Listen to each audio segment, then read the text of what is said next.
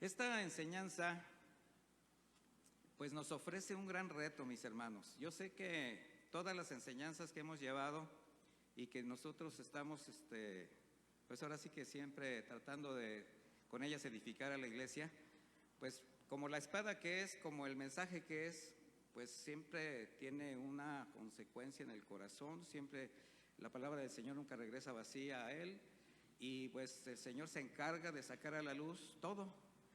Y como a nosotros los seres humanos no nos gusta que nos saquen a la luz todo, pues a veces no nos gusta. Pero ese es el papel, ese es lo que hace la palabra de Dios. Y precisamente es lo que nosotros estamos comprometidos, a predicarles la palabra para que saque a la luz las cosas que no deben estar y que puedan entrar las cosas que sí deben estar. Hace un momento le decía yo a una hermana, le digo, a veces nosotros pedimos algo al Señor, Señor, dame fe, dame confianza, dame algo, o sea, queremos crecer espiritualmente, pero ¿qué sucede cuando el Señor nos dice, bueno, si yo quiero llenar ese vaso, ese corazón de lo que tú me pides, pero si ya lo veo colmado de otras cosas, ¿qué tienes que hacer primero? Vaciarlo. Entonces, si tú necesitas más de mí, necesitas vaciar todo lo que no te funciona. ¿Sí están de acuerdo con eso? Pues aunque no estén, así es. De hoy y de otra, mis hermanos, el Señor lo que quiere es cambiar nuestra vida, lo que quiere es llenarnos de Él. Y para eso lo primero que hace es sacudir todo aquello que nos estorba, vaciarnos. El problema es cuando no queremos. No es cuando no podemos, es cuando no queremos. No hay algo que el Señor no pueda hacer, pero sí hay mucho que usted puede hacer por evitarlo. Aunque Él es soberano, pero ¿sabe qué? Él siempre va a estar expectante de la obediencia de sus hijos. Y Dios honra la obediencia de sus hijos. Bueno, título de esta enseñanza: obstáculos en el camino del discípulo. ¿Usted cree que hay obstáculos en el camino? Vaya que hay. Y vamos a nuestro pasaje con el que comenzamos esta serie, en Mateo 28, 18, por favor.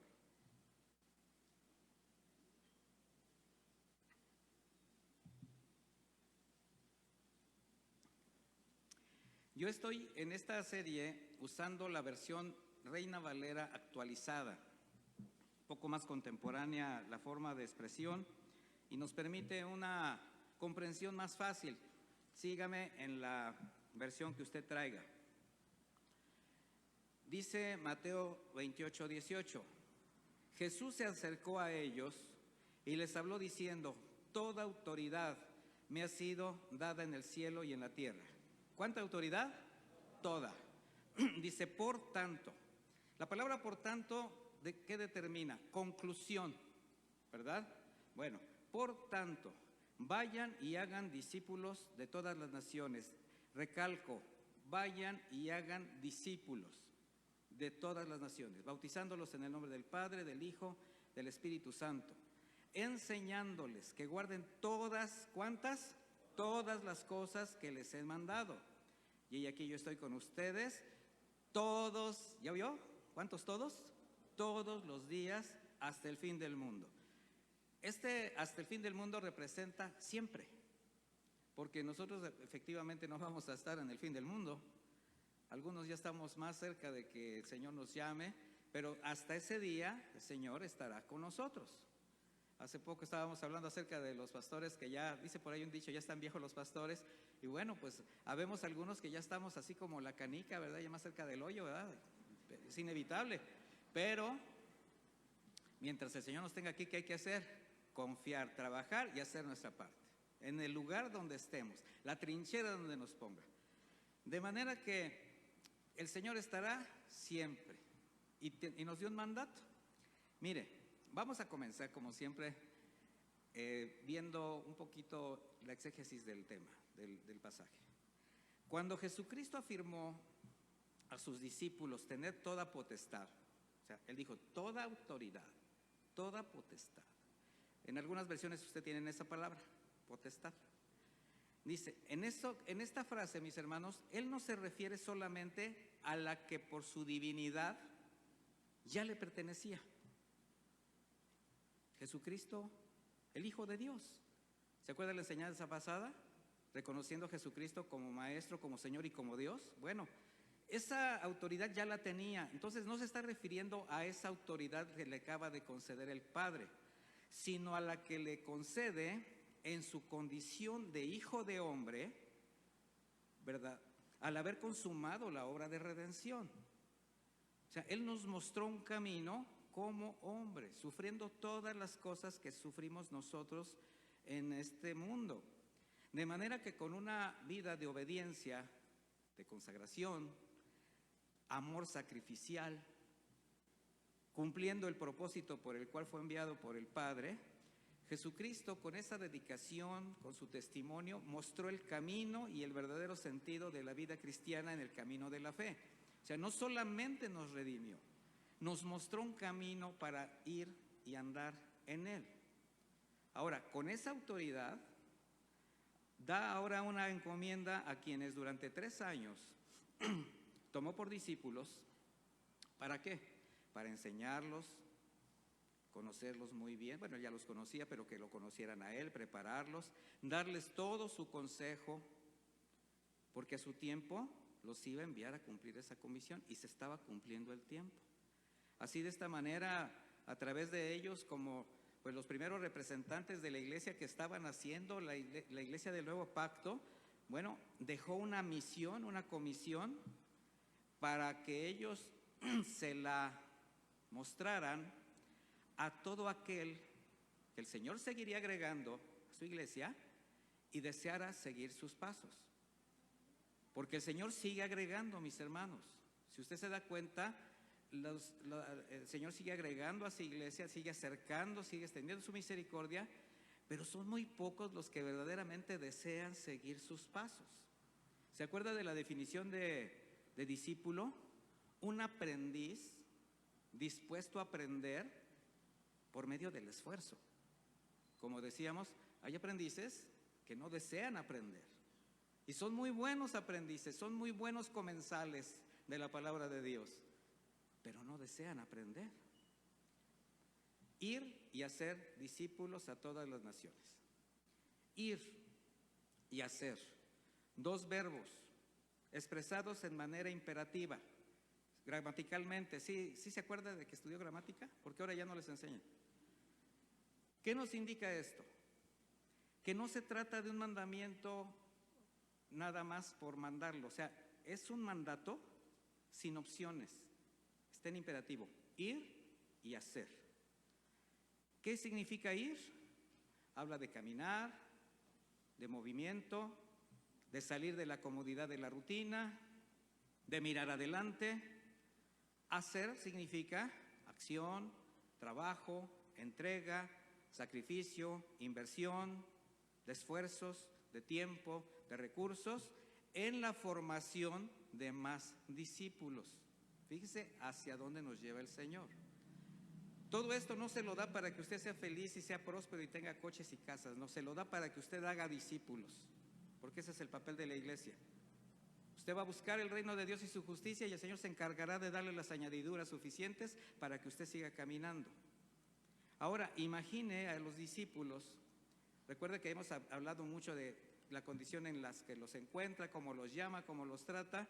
Bueno, ahora, frente a la obra que Cristo resucitado, porque ya está resucitado, estaba poniendo no solamente delante de ellos, sino que sobre ellos. ¿Qué representaba esto? Para algunos bien podría haber sido una carga, pero ¿sabe qué?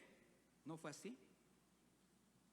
De hecho, jamás ha sido una carga para quienes se han identificado como verdaderos discípulos de Cristo, que conocen y creen las palabras de Jesús. Y yo le voy a decir en este momento a cualquiera que sirve al Señor o desea servir al Señor, o que está sirviendo en el lugar donde sea, si el servicio se le hace una carga, mejor deje de hacerlo. El Señor no nos necesita así. De hecho, no nos necesita de ninguna manera. Pero imagínense, servir por servir, para que me vean o para obtener algo, o para sentirme a gusto, o para darle gusto a alguien. No, mis hermanos, servicio es consagración,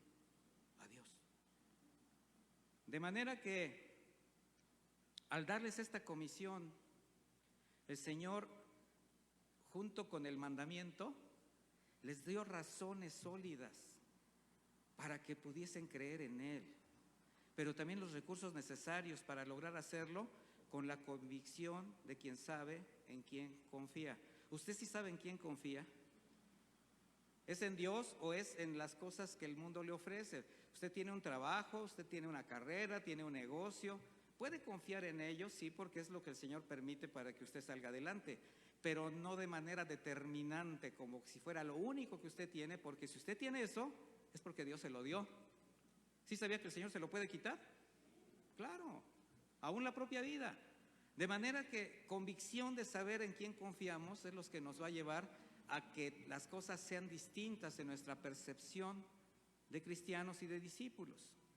Porque la orden de salir y trabajar, ahora sí estamos siguiendo el pasaje, pues fue primero en la predicación de las buenas noticias.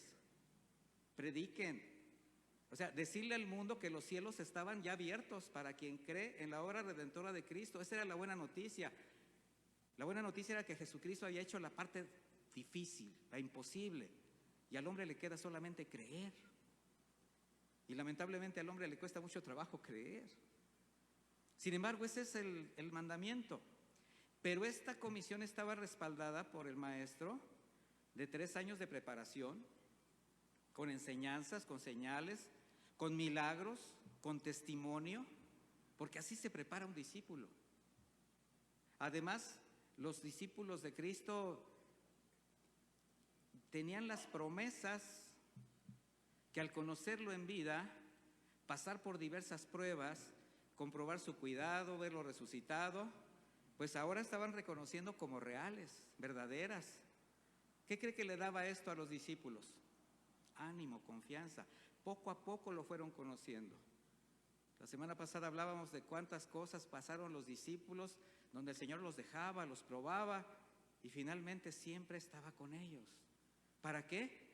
Para que su fe fuese afirmada. Y el Señor les está mostrando este camino. Una promesa, por ejemplo, cuando Él hizo la declaración: soy el Cristo, el Hijo del Dios viviente, y sobre esta roca, sobre esta declaración edificaré mi iglesia, y ni aun el poder de la muerte podrá vencerla. A lo mejor los discípulos en ese momento no entendían mucho de lo que estaba pasando, pero ahora sí, estaban comprobando al verlo resucitado que Él tenía poder ¿sobre qué? Sobre la muerte.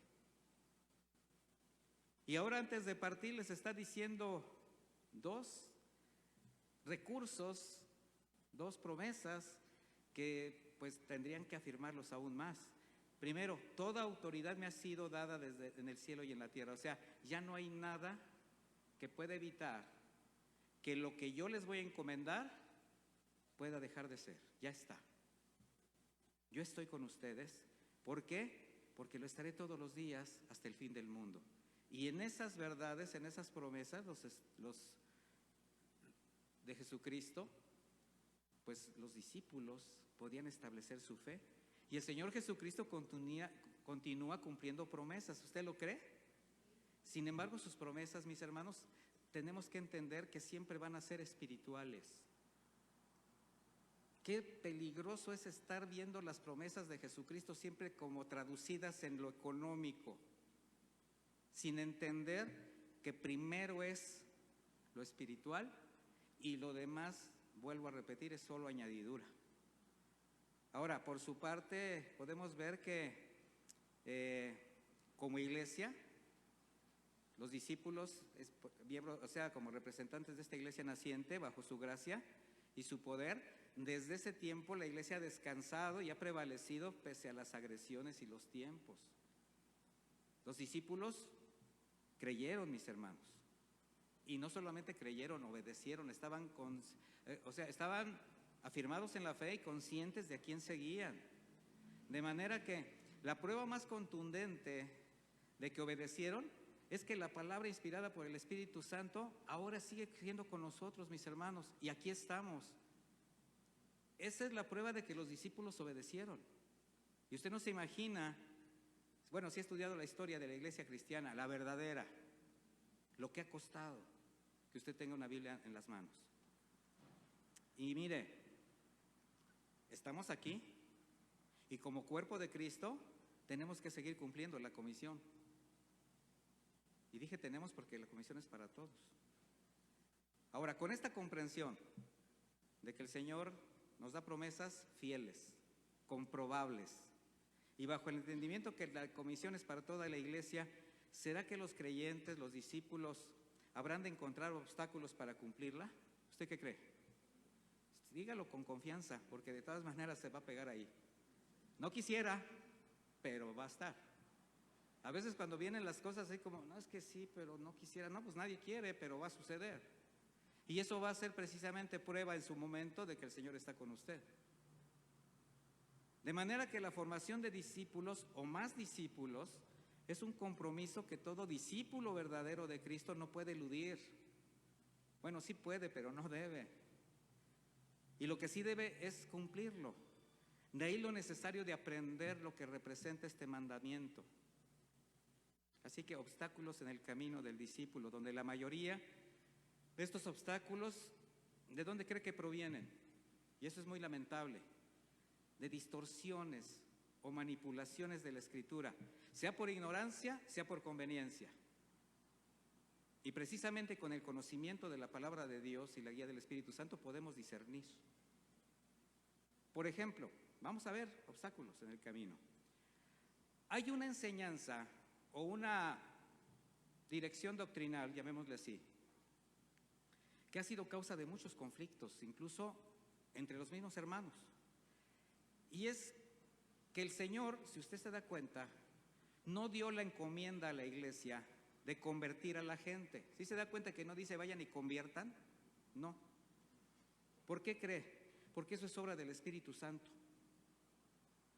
La comisión es predicar el mensaje de salvación y luego formar, enseñar y edificar a los que creyeron, a los nacidos de nuevo. Ellos son los que se convierten en discípulos para la obra del ministerio. Ese es el orden. Necesitamos estar convencidos que la obra de redención fue consumada por Jesucristo en la cruz, pero es que el Espíritu Santo es el que convence de pecado, de justicia y de juicio. En ese orden, así llegó a nuestra vida. Nos convence de pecado porque nos descubre cómo somos. Nos convence de justicia porque nos deja ver quién es Él, la justicia de Dios, quién es Jesús. Y de juicio, por si hacemos de lado la justicia de Dios. O sea, ¿sabes qué es el pecado? ¿Sabes que yo soy justo? ¿Y cuál es mi justicia? Y que va a haber un juicio. Aquel que rechace esta justicia. Bueno, entonces no debemos olvidar jamás que la salvación es un acto soberano de Dios, concedido por gracia a quien reconoce su pecado, se arrepiente y al recibir el perdón del Señor es reconciliado con el Padre. Pero la predicación del Evangelio y la formación de más discípulos sí es trabajo de la iglesia. Ahí es donde sí entramos nosotros. Y usando sabiamente todos los recursos que el Señor mismo ha provisto para poderlo lograr. Una provisión que nos ha dado en todo sentido espiritual, moral, físico y material. Y esto, ¿saben qué se debe traducir? En obediencia, en santidad, en entrega, en testimonio, en tiempo, en esfuerzo, en recursos para cumplirla. Entonces, hemos llegado a la conclusión varias veces que no es fácil vivir la vida cristiana. ¿Sí o no? No es fácil. De hecho, es imposible. Si Cristo no la vive por nosotros, no podemos vivir la vida cristiana. Por eso la necesidad de ser transformados al carácter de Cristo. De manera que con todo esto que hemos tenido ahorita como introducción, ¿será fácil y sencillo, rápido formar discípulos? ¿Qué cree? No lo es. No somos una fábrica de Oxxos o de Maruchanes.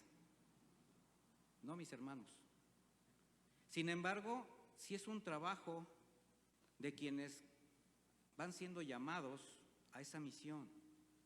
Y puede decir, es mía. Diga, esa comisión es mía. Bueno, ya 3 dicen que sí. Miren, esta misión ha sido dada a la iglesia con una provisión total que el Señor ha dado al cuerpo de Cristo, con todas sus estructuras, con dones espirituales. Y la formación de discípulos es un trabajo arduo que se debe tomar con la misma seriedad y con la misma entrega que Jesucristo hizo, así como Él enseñó, porque esta es una extensión de su misericordia y amor a la iglesia. El que el Señor se preocupe porque usted sea un discípulo, de estarlo atendiendo en todas sus necesidades espirituales, morales, físicas y materiales, es porque Él extiende su misericordia con un propósito, mi hermano. Y a Jesús le costó 3 años formar a sus discípulos con un trato constante, testimonio de vida, enseñanzas de todo el consejo del Señor. Y todo esto el Señor se los dio antes de su partida. Vamos a leer un pasaje de cómo el Señor ya se estaba despidiendo de sus discípulos casi al término de esos 3 años. En Juan 15:13, si quiere, acompáñeme.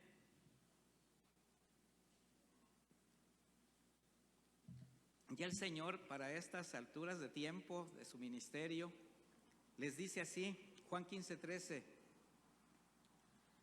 ¿Ya lo tiene? Dice, nadie tiene mayor amor que este, que uno ponga su vida por sus amigos. Ustedes son mis amigos. Mire qué palabra. Pero ¿qué viene después? Si hacen lo que yo les mando. O sea, si ya escucharon, si ya aprendieron, ahora les puedo llamar amigos, pero hagan lo que yo les mando. Dice, ya no los llamo más siervos, porque el siervo no sabe lo que hace su Señor, pero los he llamado amigos porque les ha dado a conocer, ¿cuántas? Todas las cosas que oí de mi Padre. O sea, ¿el Señor dejó algo sin explicar, algo sin enseñar? Nada, no escatimó nada, ni aún su propia vida. Y Pablo, el apóstol, quien entendió la misión a la que fue llamado durante su vida ministerial, él también dejó un legado de verdaderos discípulos, como Silas, Timoteo, Tito, muchos más que podemos ver en el libro de los Hechos. Y bueno, antes de partir a Roma, sabiendo que iba a ser sacrificado, él ya sabía que no iba a regresar. Él expresa a los pastores de Éfeso, a los siervos de esa zona, estas palabras. Vaya conmigo a Hechos 20:25, por favor.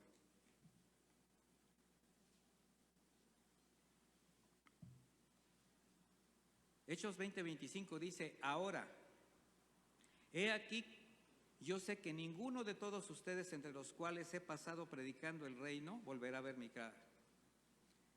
Por tanto, yo declaro ante ustedes en el día de hoy que soy limpio de la sangre de todos. ¿Qué palabras? ¿Pero por qué se atrevió Pablo a decir esto? Dice, porque no he rehuido el anunciarles todo el consejo de Dios. Entonces, ¿cuál es la labor de los siervos, de los discípulos, de los maestros de la iglesia, de los pastores? Darle a la iglesia, ¿qué? Todo el consejo de Dios. Para poder decirles algún día, no he rehuido hacer esto y soy libre de la sangre de ustedes.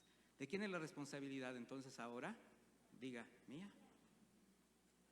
Y dice el versículo 28, tengan cuidado por ustedes mismos, qué tremendo consejo, y por todo el rebaño sobre el cual el Espíritu Santo les ha puesto como pastores.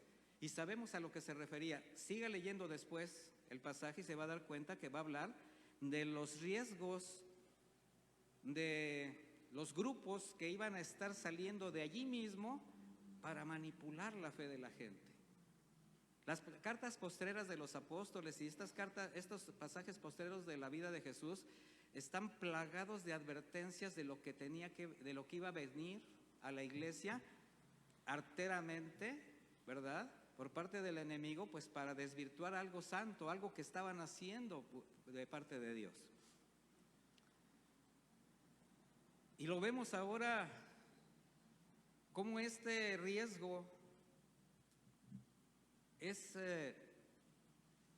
presente con lo que de manera irresponsable se suele practicar en muchos lugares, sin darle la importancia a lo que representa la misión y el privilegio de ser portadores de un mensaje de vida o muerte, porque ese es el mensaje del Evangelio,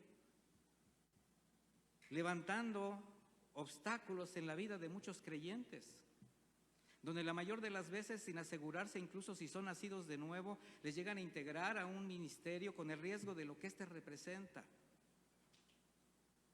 Fíjese lo que la Escritura nos muestra a este respecto. Dice 1 Timoteo 3:6, que no sea un recién convertido. Ustedes pueden leer ahí, un neófito. Neófito es nuevo en la fe. A veces se usa esa palabra como, es que este es un neófito, así como, no, es que este es uno que no sabe. No. Neófito es nuevo en la fe, ¿verdad? Así que no use eso como una palabra peyorativa para alguien que no sabe, no. Que no sea un recién convertido para que no se llene de orgullo y caiga en la condenación del diablo. ¿Cuál fue la condenación del diablo? El orgullo, la soberbia. Y cuando un discípulo, cuando un creyente no ha sido discipulado correctamente, entendiendo el reino de Dios, es muy fácil que se mareen en el momento que se sube un ladrillo. Se llenan de humo y empiezan a ver, a sentirse, a verse por encima de los demás, algo que no es así. ¿Sabe lo que representa que el Señor nos lleve de la mano al servicio, nos vaya poniendo cada vez en responsabilidades mayores? No nos eleva, nos baja, al grado de que nos pone en una condición de tapetes. El que sirve es el que se pone ¿dónde? Abajo. Qué lamentable es que ahora muchos siervos, o que se dicen siervos, pastores, o como se digan, se sienten los jerarcas, los dueños, los amos de algo que no les costó y que no les pertenece. Eso es un obstáculo. Pero quien toma en serio la misión de formar discípulos que amen al Señor con toda su alma, con todas sus fuerzas, con todo su corazón, les debe interesar primero su condición espiritual. Por eso nosotros primero lo que hacemos es predicarles el Evangelio. ¿Ya se dio cuenta que al iniciar esta enseñanza lo primero que hice fue evangelizarlos? ¿O ni siquiera se dio cuenta? Por si acaso. Que se lleven ese consejo, que se lleven esa siembra. Hay veces que no sabemos si los volveremos a ver. Así hizo el maestro con sus discípulos. A todos les sembraba, no todos le siguieron. Pero en un tiempo determinado volvieron los ojos a él. Y así es como ahora envía a sus discípulos a predicar el Evangelio a todas las naciones para enseñar la palabra de manera completa, verdadera, transparente, sin aderezos, sin manipulaciones, sin engaños. Y aquí va otro obstáculo. La palabra naciones se tradujo del vocablo etnos, de donde se deriva la palabra etnia, significa persona. Cuando alguien dice, no, es que yo quiero predicar el Evangelio en las naciones, ya se sienten allá en Timbuktu, ¿verdad? En el Amazonas, y quieren ser... No, mi hermano, a todas las personas. ¿Sabes cuántas personas tienes a tu alrededor que les tienes que predicar el Evangelio? Sin necesidad a veces ni de salir de tu casa. Pero si quieres ser farol de la calle. Así dice un dicho por acá. Bueno, esto se aclara porque como esto se escucha en otras partes. Pero mire, la misión es llevar la palabra de salvación a toda persona, sin distinción, y al que cree, hacerlo un discípulo de Cristo. Eso es discernir la palabra de Dios. De manera que con el conocimiento y la confrontación de la verdad del Evangelio, al recibir a Cristo como Señor y Salvador, sean agregados a su iglesia, a su cuerpo espiritual. Entonces, ¿quién es el que agrega? El Señor. ¿Y por qué causa conflictos el que, no, es que no se convierte, es que no quiere obedecer, es que ya le prediqué, es que le digo y diario y hasta usted está hostigando a la gente cuando el Señor solamente la manda que sea usted sembrador y que Él es el que da el crecimiento? Uno siembra, otro ¿qué? Riega, y el crecimiento lo da el Señor. Y hay hermanos, hermanas muy lindas que de verdad vienen con toda esa intención, es que yo predico y mi esposo no quiere, y mis hijos, y y quieren así que se conviertan. Y yo nada más les digo, hermana, ¿cómo se llama? Me llamo Mariquita. Mariquita, entonces no se llama Espíritu Santo, ¿verdad? No, bueno, deje que el Espíritu Santo haga su trabajo, Mariquita, y usted ya sembró. Ahora ore con fe. Entonces, mis hermanos, a esos que creyeron, enseñarles a ser discípulos de Cristo. ¿Y qué viene? Que guarden todas las cosas que el Señor dejó como un legado de amor y cuidado. Enséñenles todo lo que les he aconsejado. Y la palabra enseñándoles, fíjese, viene del vocablo griego didasco, que significa instruir o enseñar sistemáticamente. O sea, consiste en un aprendizaje progresivo de la escritura con orden. No es así como bibliomancia, ¿verdad? Hoy ¿de qué predico? De esto. Ay, y ahora de esto. ¿Y ahora de qué? Y no te preparas. Ministros que usan el internet como la fuente de sus enseñanzas y a veces no sabes ni lo que están diciendo, y si no pueden con más se dedican a contar chistes o a dar sus testimonios expresamente para vanagloriarse. Eso es un obstáculo. Entonces, ¿qué significa la palabra enseñándoles? Un proceso continuo donde los discípulos van a aprender paso a paso la palabra de Dios para ser formados. ¿Y cómo viene esto? Pues partiendo del conocimiento de los fundamentos de la fe que se les van dando constantemente. Conocer la persona de Jesús, conocer a Dios, la voluntad del Padre, sus mandamientos, pero de manera sistemática, procesal, ¿verdad? Porque si el Señor mandó enseñar a quienes van llegando a la fe, o sea, a los nuevos discípulos, a que guarden y obedezcan todo lo que Él mandó, pues solamente se puede lograr enseñándoles fundamentos sólidos que afirmen su conocimiento y sus convicciones. ¿Sí quiere eso? ¿Cómo puede usted amar a quien no conoce? ¿Cómo puede usted seguir a quien no ha escuchado de Él? Eso también habla del evangelismo. Entonces, una pregunta. En una iglesia cristiana, un predicador, un pastor, maestro, evangelista, como se diga, ¿puede enseñar lo que le plazca solo por el ánimo de entretener o motivar a la gente para que se sienta bien? ¿Qué cree usted? No, evidentemente no. Porque una enseñanza manipulada y deficiente, que además involucre filosofías humanistas, doctrinas manipuladoras o tradiciones denominacionales, siempre van a ser un obstáculo en el camino del creyente. Enseñanzas donde solamente toman una parte del consejo de Dios, es decir, lo que les conviene o empata con algún mensaje que les permite manipular la fe de las personas, pero lo dejan fuera lo demás. Qué grave pecado es hacer tropezar a quien el Señor acerca para que sea salvo, para que sea consolado, para que sea abrazado, para que sea discípulo. Jesús mandó a sus discípulos, ahora apóstoles, estrictamente a enseñar la palabra de Dios. Y envió su Espíritu Santo para recordar sus palabras y establecer las enseñanzas bajo el nuevo pacto, inspirarlas. Y Pablo lo entendió bien. Y así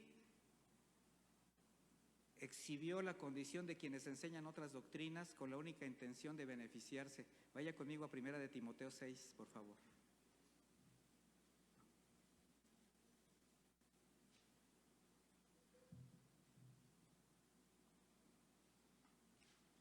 Primera de Timoteo 6, a partir del versículo 3 dice: si alguno, ese alguno, ¿quién es? Cualquiera que se pare a enseñar la palabra de Dios.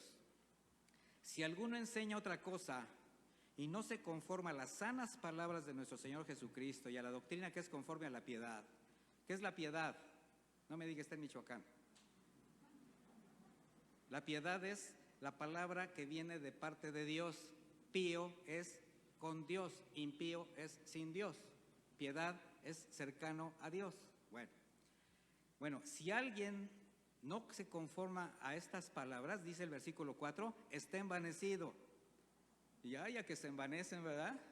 Pero nada sabe, y del ira, acerca de cuestiones y contiendas de palabras de las que nacen envidias, pleitos, blasfemias, malas sospechas, necias rencillas entre hombres de mente corrompida, privados de la verdad, que tienen la piedad como fuente de ganancia.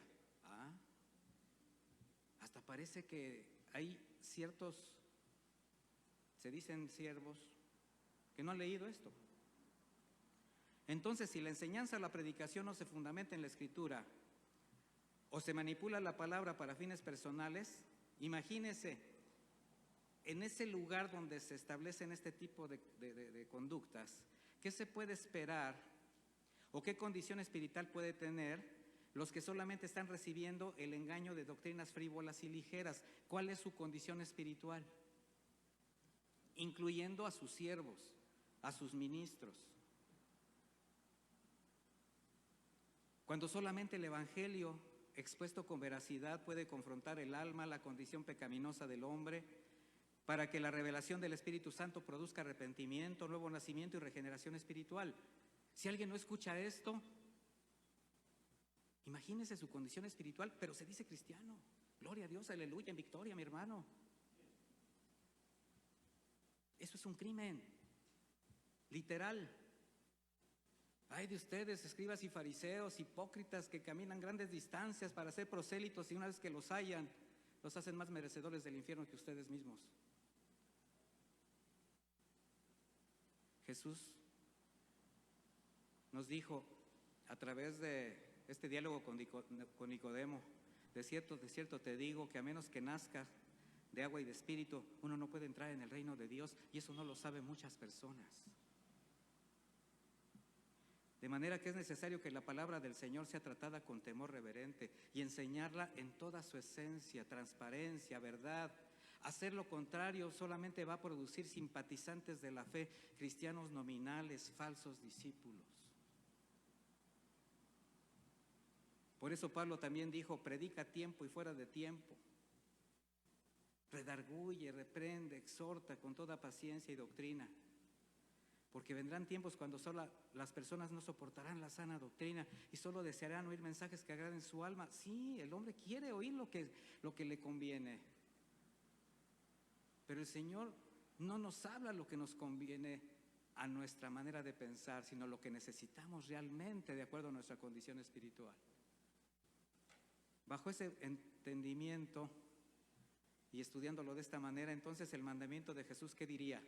Vayan y prediquen el Evangelio a todas las personas, háganlos mis discípulos, enseñándoles mi palabra a los que creen, para que permanezcan en ella y perseveren hasta el fin. Esa es nuestra misión. Por tanto, todos los discípulos de Cristo, ¿quién es discípulo de Cristo? Ya subió está bien. Todos los discípulos de Cristo, ¿qué tenemos que hacer? Esforzarnos primero en aprender, en permanecer, poniendo en práctica todo el consejo de Dios. No puedes tomar lo que te conviene. Y esto va a ser para enseñarlo a quienes el Señor acerca para ser salvos, edificados, consolados. El Señor dijo, si permaneces en mí y mi palabra en ti, verdaderamente serás mi discípulo. ¿Qué significa? Que caminar como Él en obediencia a los mandamientos de Dios y perseverando en la fe nos va a permitir ser discípulos y hacer más discípulos. Pero tomar a conveniencia solamente una parte de su consejo es así también como pretender obedecer a medias, limitar y enmarcar las enseñanzas del Maestro en un solo tema, en un solo mensaje. Mire, ejemplo, hay quienes descaradamente maquillan su mensaje diciendo, Dios es amor. ¿Sí es amor? Y nos quedamos ahí.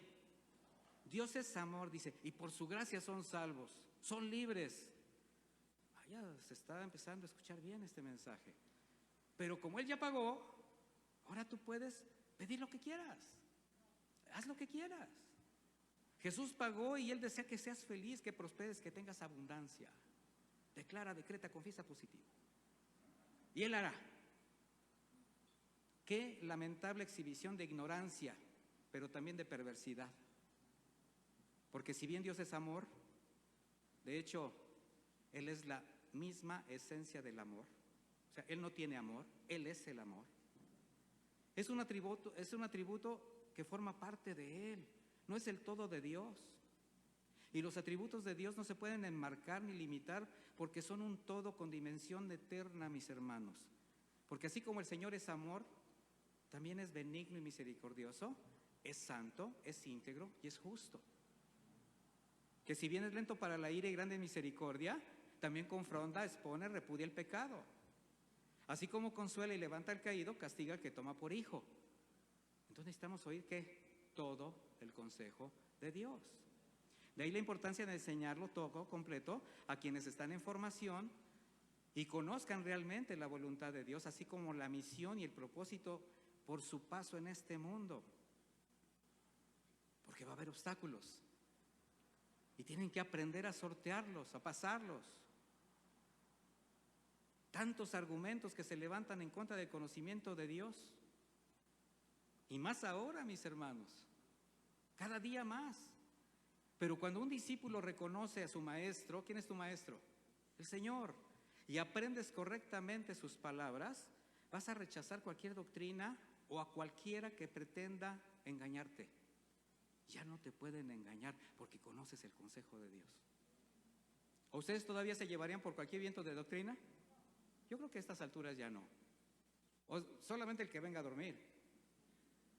Porque dice, no, es que la paz del Señor cuando escucha al pastor, ¿verdad?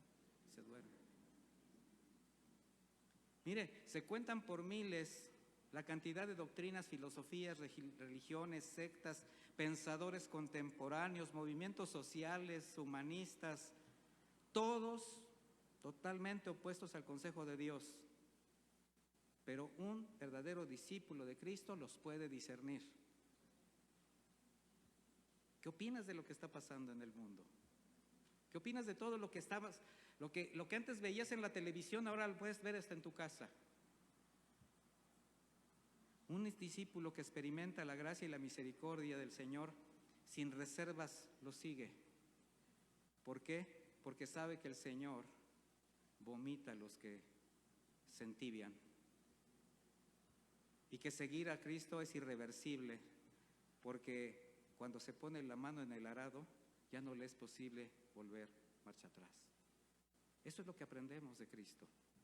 Un siervo fiel sabe que hacer de lado las palabras de Dios y enseñar por conveniencia doctrinas seculares, humanistas, mensajes emocionales, hacen mucho daño en ocasiones irreversibles a los que el Señor va acercando en busca del consuelo de Dios.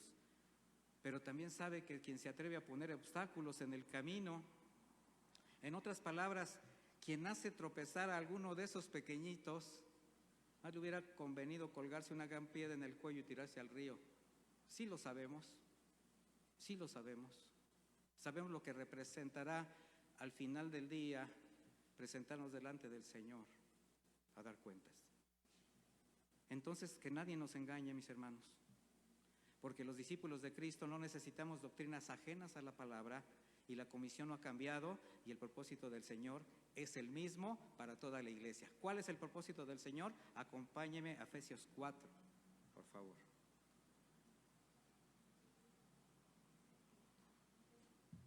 Efesios 4, a partir del versículo 13.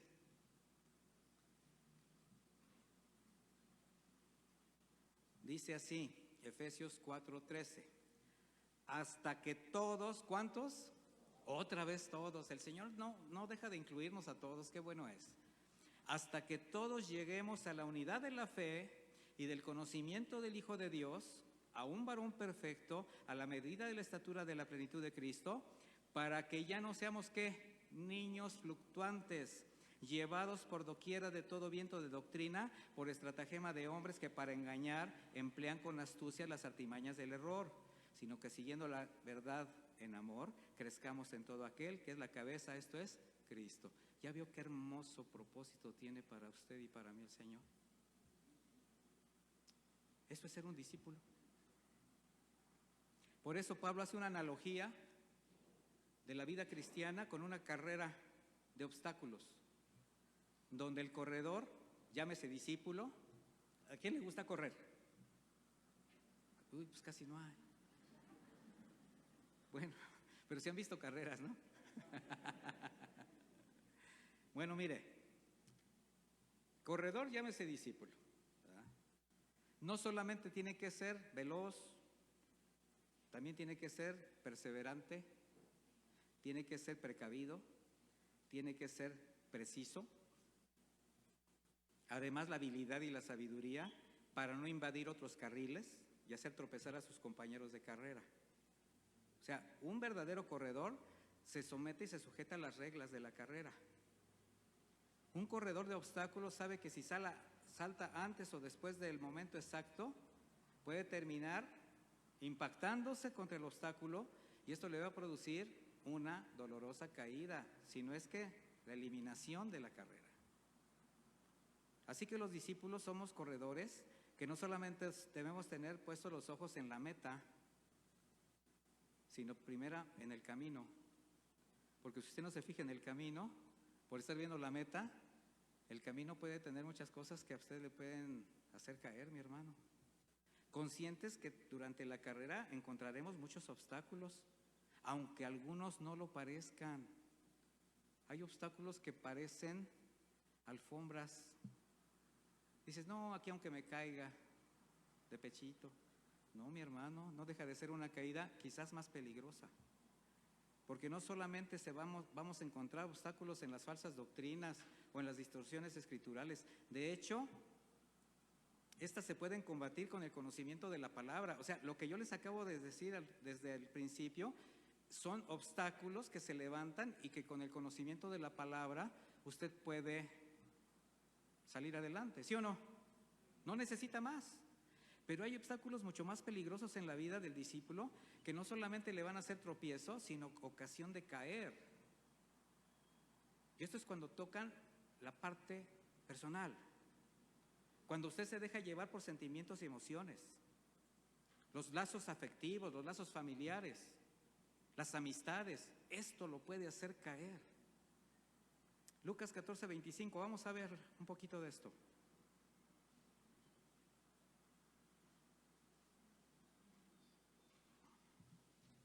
Lucas 14:25. ¿Ya lo tiene?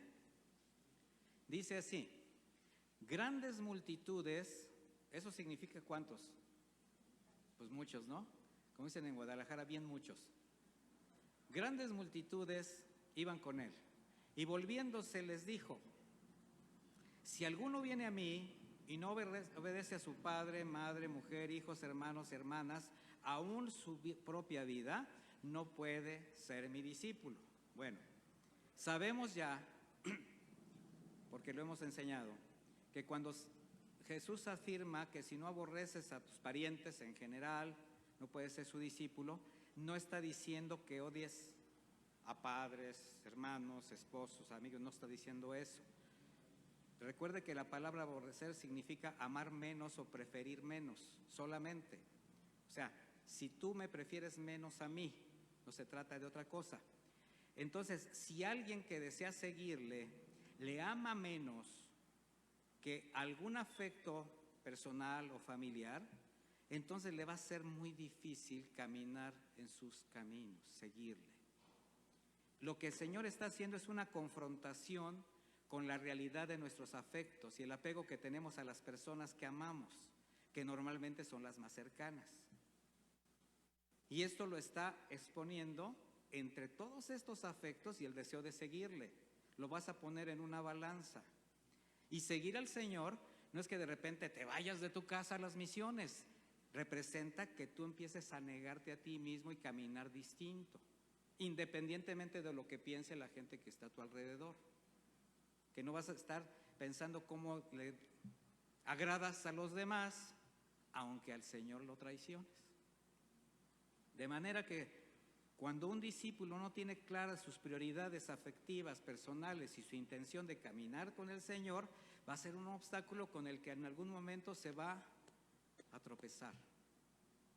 Porque al no tener dominio propio sobre sus sentimientos, sobre sus emociones, sus afectos, esto fácilmente le hará tropezar aún con el riesgo de desviarse o hasta apartarle del propósito de Dios en su vida. no se imagina usted la cantidad de hombres y mujeres que venían caminando bien con el Señor a causa de un afecto personal, se han desviado o simplemente hasta se han alejado de Dios. Tenemos que entender que de manera natural el apego a la familia o ciertas personas están basadas en el afecto, en el amor y en el cuidado, sí. Un deseo genuino de protegerlos y estar cerca de ellos, sí. Pero dejarse llevar por estos sentimientos o expectativas personales, emociones, sin que evaluemos las convicciones que tenemos sobre nuestra fe y el deseo de obedecer a Dios, bueno, al discípulo puede llevar a decisiones que van a estorbar su crecimiento espiritual y hasta limitarán su servicio. ¿Cómo está tu corazón al respecto? ¿A quién quieres agradar? Entendiendo que si tú tratas de agradar a los hombres, estamos hablando de los afectos, eso también va a ser un mal testimonio para ti. ¿Por qué? Porque les estás diciendo que la conducta que estás llevando a cabo delante de ellos es válida delante de Dios. Y ellos van a pensar que así es la fe cristiana. Pero cuando alguien está convencido que Dios tiene control sobre todas las cosas, ¿usted está convencido de eso? ¿O nada más lo oye y lo repite? Dios está por encima de todas las cosas, Él es soberano, Él tiene control sobre de todo. Todos digan amén, porque sí es cierto, pero ¿quién lo cree realmente? Y puede cerrar los ojos y decir lo que el Señor decida. Bueno, cuando alguien sí está convencido de esto, que además también es mayor que todos sus afectos, sus recursos y aún su vida, estas convicciones le van a dar al discípulo esa voluntad de seguir hacia lo que el Señor demande o de entregar lo que el Señor demande. ¿Por qué? Porque estás confiando en su fidelidad, estás confiando en su cuidado, en su provisión, y esta actitud es muy valiosa porque es un gran testimonio para afirmar la fe de los que están a tu alrededor. Te van a ver como un hombre o una mujer de fe, se van a dar cuenta a quién sigues. Tú tienes que ser el testimonio hacia los que están cercanos. No tienes que ser tropiezo para ellos. Y esto no significa ser un fanático recalcitrante. Esto significa ser alguien que camina en la voluntad del Señor, obediente a lo que el Señor demanda. Y ahora voy a tratar un obstáculo todavía mayor. Va a decir, pues, ¿qué los obstáculos no todos son de la misma altura? Sí, en una carrera. Pero en la carrera de la fe van creciendo, van creciendo. Mire, la carrera de la fe es como una gran escalera, pero usted no alcanza a ver mucho porque pues ve un escalón y lo va a tratar de subir. Y cuando llega ahí dice, ¡ay! Ya lo subí. ¿No se siente usted contento cuando el Señor le demanda algo y lo hace? Se siente satisfecho y se siente bendecido y se siente bien. Y dice, Señor, pues ahí voy y bueno, ya estoy por llegar a la meta. Y en ese momento el Señor le pone así espiritualmente un poder ver la escalera que queda hacia arriba y ve como unos 30,000 escalones, no alcanza a ver para arriba. Y ya se sintió bien contento con uno. No lo estoy desanimando, al contrario, le estoy diciendo, tenemos que echarle muchas ganas. Porque además, ¿quién cree que es el que nos esfuerza, el que nos levanta, el que nos lleva de escalón en escalón? Es el Señor. Bueno, vamos a ver un obstáculo de mayor grado de dificultad, porque además es muy difícil de aceptar o de identificar. Así como un bache, una roca en el camino sin señalamientos. ¿Alguien se ha ido sobre un bache sin señalamiento? Sobre una roca, un tope de esos que parecen bardas y usted no lo vio, se siente espantoso. A mí me ha tocado mucha carretera y en una ocasión, pues todos los que iban en la camioneta pegaron al techo. Sí, de lo que brincamos. Por aquí debe andar alguien de los que iba conmigo en una misioncita que íbamos por allá. Bueno, no hay misiones chiquitas, una misión. Bueno, mire, ¿cuál es el obstáculo que estoy hablando? El ego. Usted mismo, el yo. Entendiendo que todos tenemos personalidad, además una gran personalidad, carácter. Hay quien se vanagloria de su carácter y dice, no, es que yo soy de carácter fuerte, soy de carácter duro. Y es porque eres bien enojón, iracundo, majadero. Y hasta te dicen, no, es que él tiene un carácter muy fuerte. Les voy a hacer una aclaración. El que es así no tiene carácter fuerte, tiene el carácter más débil que yo conozco. Para que no se vanaglorie. Porque si usted no tiene ni dominio propio, ni mansedumbre, ni nada que se pueda ver en usted que tiene control, ¿qué clase de carácter es el de se prende como un cerillo? Nomás es un peleonero. Nada más. Bueno, ya dije. Todos tenemos ese carácter. También tenemos cualidades y talentos que queremos exhibir, que nos gusta presumir, estilos y hábitos de vida que queremos conservar, planes que queremos alcanzar.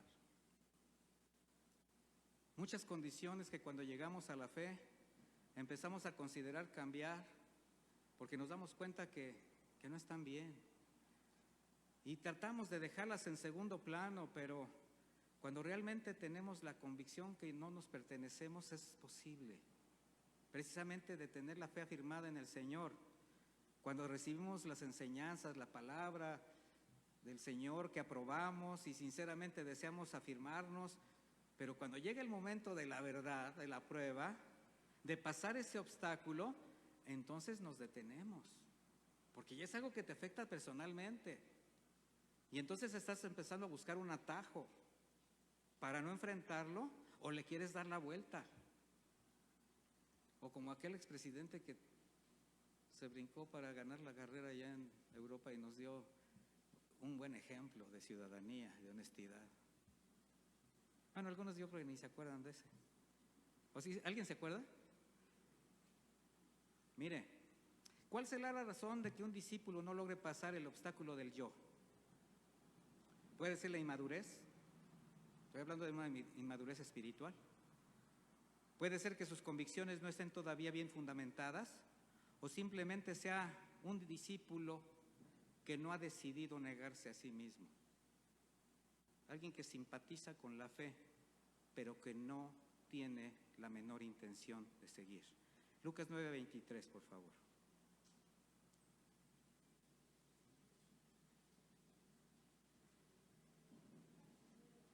Dice Lucas 9:23, y decía a todos, otra vez la palabra todos, o sea que esto también es para nosotros. Dígale que no estoy. Y decía a todos, si alguno quiere venir en pos de mí, niéguese a sí mismo, tome su cruz cada día y sígame, porque todo el que quiere salvar su vida la perderá, y todo el que pierda su vida por causa de mí, éste la salvará. Bueno, ¿qué está enseñando el Señor Jesucristo a sus discípulos? La necesidad de negarse, de sacrificar el yo precisamente para caminar con Él. Y lo que hace es una analogía con la cruz, algo que para ellos era pues un proceso que entendían muy bien. Por costumbre o por mala interpretación del pasaje, esto de la cruz siempre ha tenido, o sea, este pasaje en sí, relación con el aguante. Ay, la cruz que ando cargando, ¿verdad? Incluso identifican la cruz como el esposo, la esposa, la suegra, no sé, X, ¿verdad? Es mi cruz. No, esa no es su cruz. Su cruz es usted. Por eso es muy distinto a lo que realmente el Señor está demandando a sus discípulos. Mire, la cruz en el tiempo del Señor era un símbolo de tortura, representaba muerte. En la antigua Roma, la cruz judicialmente era para quienes delinquían, era un terrible castigo. Para los judíos no solamente era un instrumento de tortura y muerte, sino de vergüenza por haber transgredido la ley, ¿verdad? Maldito aquel que es colgado de un madero. Bueno, pero lo que Jesús está enseñando al usar esta figura es la necesidad de renunciar a todo lo que produce placer carnal y te puede ser motivo de pecar. Ese es el problema. Y que además sí sabes qué es. Que levante la mano el que no sabe lo que es pecado, ofende a Dios y le aparta de Él. ¿Alguien no lo sabe? ¿Verdad que todos sí lo sabemos? ¿Por qué lo haces? porque sí lo estás haciendo. O que levante la mano el que no hace nada que ofenda a Dios. ¿Verdad que sí? ¿O verdad que no? Bueno, ¿es todo lo contrario? ¿Por qué, mis hermanos?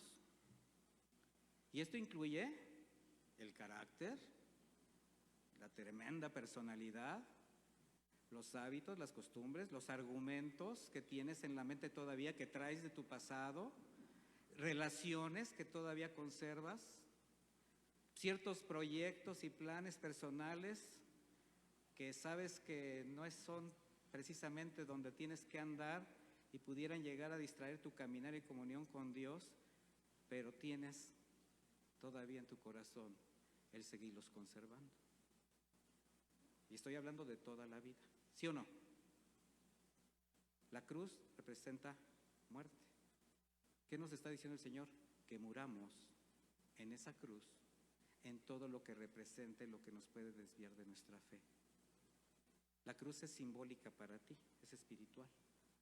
Y aquello que tú sabes que te va a hacer daño o que va a dañar, ¿qué vas a hacer con ello? Crucificarlo, negarte.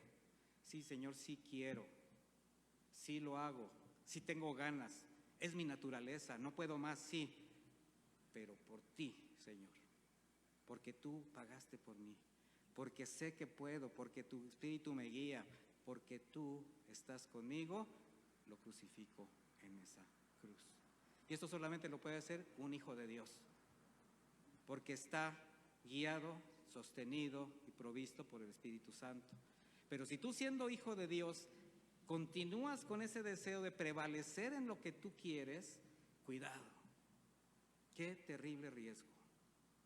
Porque tenemos que tener una comprensión, que cuando el Señor demanda algo a sus hijos, a sus discípulos, es porque siempre tiene un propósito mayor para su vida. Al que le conviene cambiar, ¿a quién crees que es? Los propósitos de Dios son mejores que los nuestros. Sus pensamientos están por encima de los nuestros, aunque algunos todavía lo duden, siendo cristianos. Porque cuando la mente y el corazón se rigen por sentimientos, emociones, deseos que dan placer a la carne, conservar la comodidad de lo habitual, el entendimiento se nubla y va a seguir haciendo su voluntad, justificándola de cualquier manera. Te vas a justificar, mi hermano, y delante de Dios no existen las justificaciones. Existe la justificación por la fe, pero no las justificaciones. Sin embargo, cuando un corazón es sensible al llamado del Señor, aunque existan lazos que parecen irrompibles, sean familiares, personales, afectos, lo que sea, nada te puede evitar de seguirle, porque estás convencido. Un acto que hace evidente la fe que agrada a Dios, dice Hebreos 11:6, sin fe es imposible agradar a Dios. Dice, pero es necesario que el que se acerca a Dios crea que Él existe. Hay quien dice, yo creo en Dios, pero no, realmente no cree que existe. No le interesa pecar delante de un Dios santo, no entiende que es omnipresente, omnipotente, omnisciente. Y cree que se puede justificar escondiéndose en un lugar, en un antro con gente. Aquí no está Dios, Dios está en todas partes y te está viendo. Y si eso es con cualquiera, imagínate con alguien que se dice creyente, que crea que Él existe y que sabe recompensar a quienes lo buscan. El Señor no es deudor de nadie, mis hermanos, y no estoy hablando de dinero, estoy hablando de la gracia que te va a hacer seguir caminando hasta que llegue el momento de entregarte cuentas. ¿Qué significa esto? Reconocer su soberanía, que Él es todo lo que somos, que Él es todo, de Él es todo lo que tenemos: familia, recursos, casa, sustento, salud, que el presente, lo porvenir y la vida misma está en sus manos, mis hermanos, que si vivimos, por Él vivimos. Si tienes vida es porque Él te la permite, y que si morimos, por Él morimos. Pero ¿qué cuentas vas a dar cuando estés delante de Él? Que por su gracia y misericordia tenemos vida eterna en los cielos, sí, pero mientras estemos en este mundo es para glorificarle, para extender el reino. Convicciones de una vida de fe, donde no hay lugar para los soberbios, los que presumen talento, los vanagloriosos, los que creen que todos se merecen, pero quien con corazón humilde decide dejar en las manos del Señor lo que sustenta toda su vida, sus hábitos, afectos, planes, y crucifica su yo, entonces está haciendo evidente su confianza en Jesús, sabiendo que Él jamás hará nada que afecte su integridad personal y la de su casa. Veamos este último ejemplo. Ya casi terminamos. ¿Qué dice? Nosotros falta como una hora, ¿verdad? Marcos 1:16, rápidamente, mis hermanos.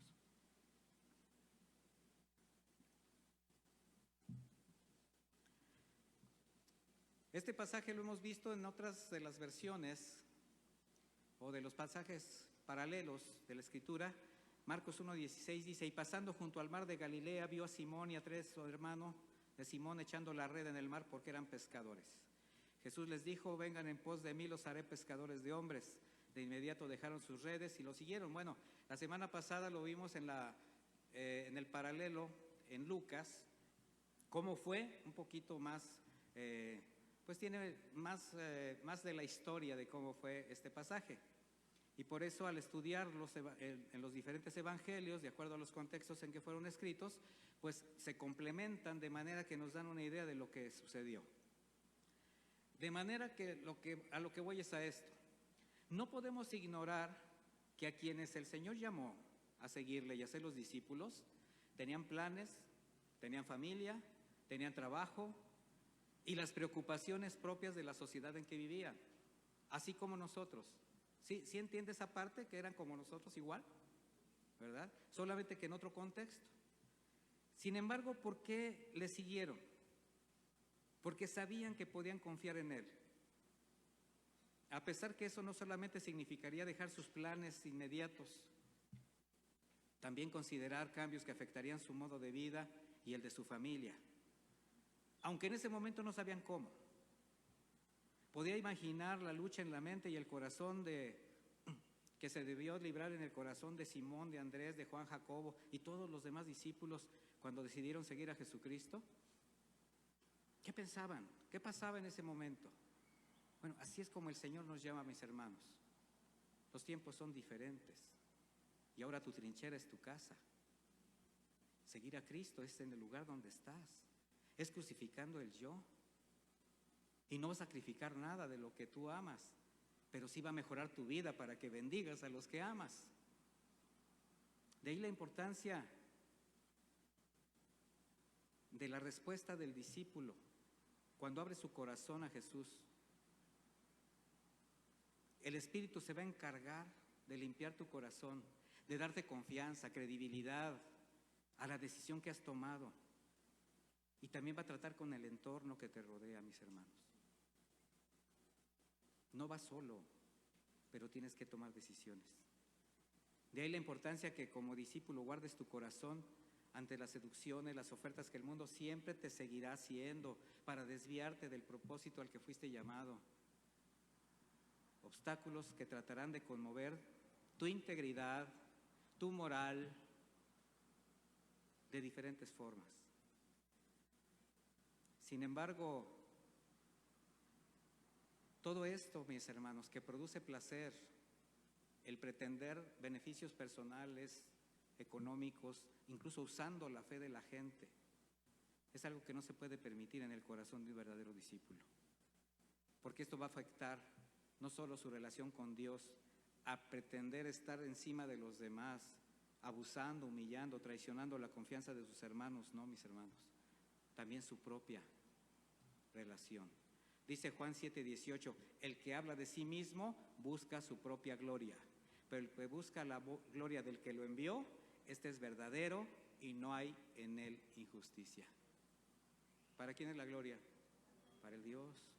De manera que el verdadero discípulo se hace de lado, muestra a Jesús, mi hermano, que la gente vea a Jesús. No busca su propia honra, no se exalta a sí mismo, no impone sus ideas, no difama, es manso, es humilde, expresa a Jesús cumpliendo su comisión, dándole la gloria. Pablo expresó que todo lo que durante su vida había ganado para él era basura. ¿Y esto qué quiere decir? ¿Que es malo superarse? No, mis hermanos, no. Estudiar, trabajar, tener cierto prestigio, alcanzar una buena posición económica, tener buenas relaciones, son instrumentos que pueden ser usados para cumplir el propósito de tu llamado. El problema está en vanagloriarse de esos logros. Un discípulo no permite que los reconocimientos que le brinda su entorno le vuelen la cabeza y ocupen el lugar que el Señor tiene en su vida, y menos si es sirviendo en su obra. Conclusión, porque ya los veo un poco tensos. El mandamiento de Jesús, mis hermanos, es tan importante que se le ha llamado gran comisión. Es un gran trabajo. ¿Cómo está tu corazón para ir y hacer tu parte? ¿Está limpio? ¿El Señor es honrado con tu vida, con tu testimonio, con tus pensamientos, con tus palabras, con tus actitudes? Y esto es fácilmente identificable. ¿Cómo? Por los frutos. Tu salvación está asegurada por Jesús, pero tu obediencia como discípulo es algo que tú tienes que determinar. ¿Estás dispuesto a ser obediente, a caminar como discípulo, a crecer y a ser más discípulos? Porque va a ser probada tu fidelidad, tu santidad, tu carácter. Pero esos son los obstáculos naturales de la vida del creyente, que el Señor pone para que tú, con su palabra, con su guía, puedas saltar.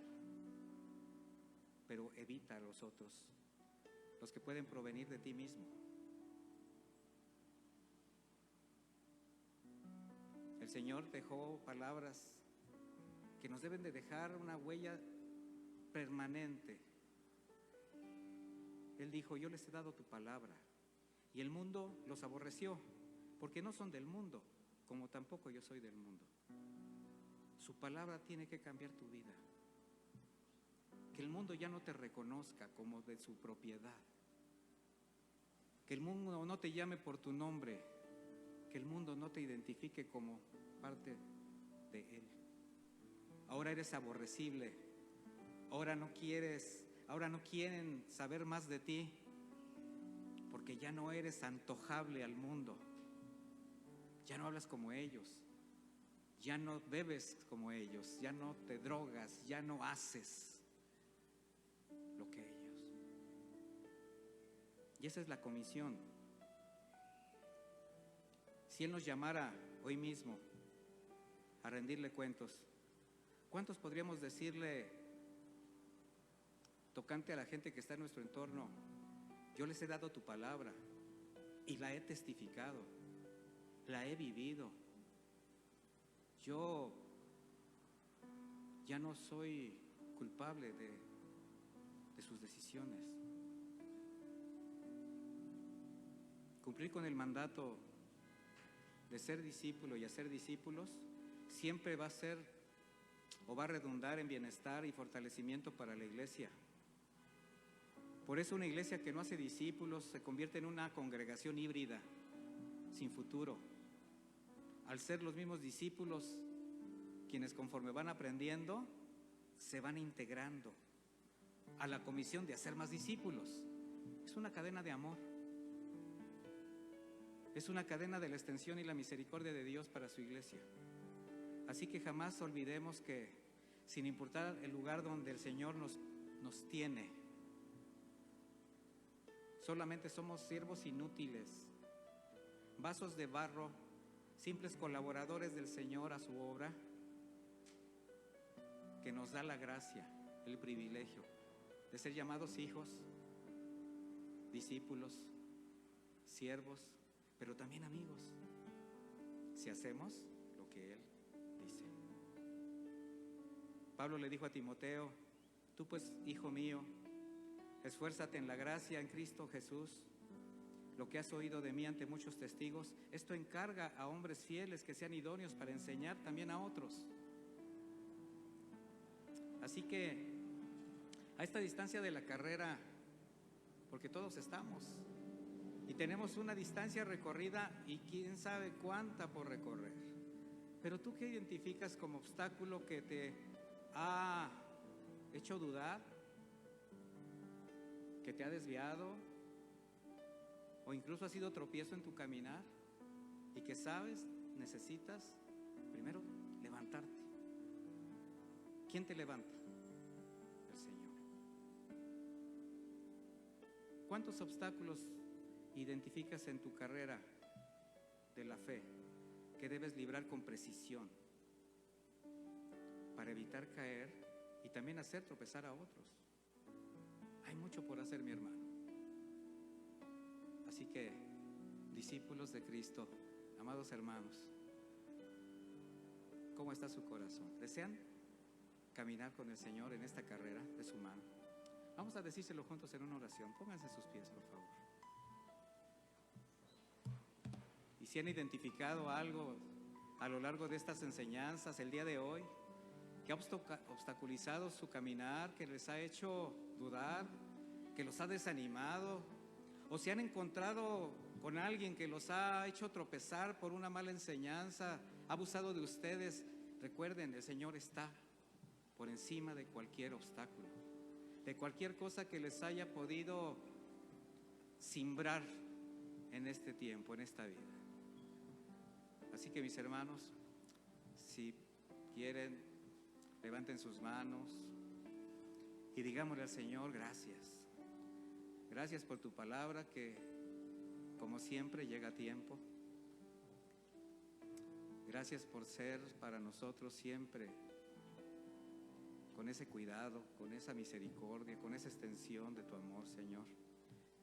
No solamente nos trajiste a la luz admirable de Cristo, sino que te gozas, Señor, guiándonos a través de tu Santo Espíritu, porque tú quieres que tu iglesia camine y llegue a la meta.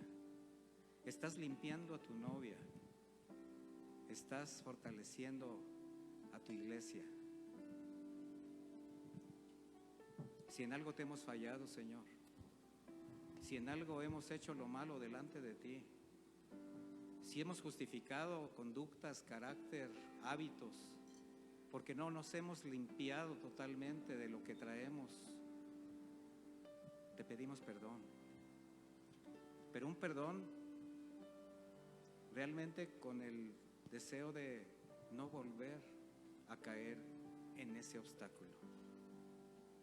Y ayúdanos, Señor, a seguir caminando en ti. Ayúdanos a identificar los obstáculos, a no justificarnos, a ser transparentes, a ser fieles. Fortalece nuestra fe, ayuda nuestra credibilidad, porque creemos, Señor, pero te necesitamos.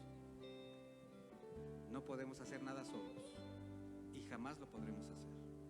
Así que, Señor, gracias por tu palabra, gracias por tu amor, gracias por tu guía, y fortalece la fe de todos los presentes, Señor, de todos los que escuchen este mensaje. Danos la oportunidad, Señor, de seguir caminando en fe, porque tenemos una gran comisión: predicar el Evangelio y hacer más discípulos. En el nombre de Jesús. Amén y amén. Que Dios les bendiga, mis hermanos.